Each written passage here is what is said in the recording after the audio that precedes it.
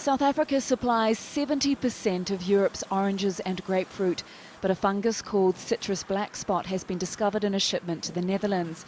It affects the fruit's appearance but not its taste. The EU's worried it could be introduced to Europe, but growers say that's not possible, and threats of a ban are really about protectionism. It definitely is to protect domestic industry to a certain extent.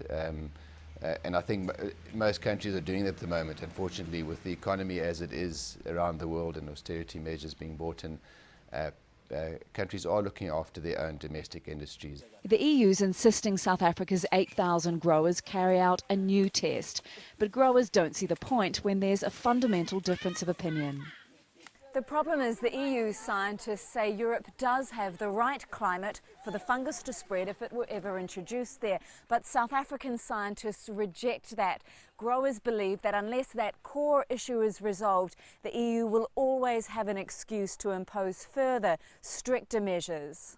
Just as the EU may be trying to protect its industries, so is South Africa. It recently accused some European countries of dumping cheap chicken here and has added extra duties. So we gain some jobs on the citrus side and lose some on the chicken side, and the other way around for Europe.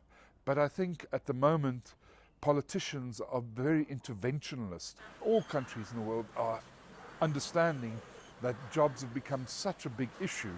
The citrus industry is a major employer in South Africa, but WAFER says that won't last long if the EU's rules get tougher. It's putting a huge strain on the whole business. If you consider that black spot control probably makes up at least 50% of our entire spraying costs.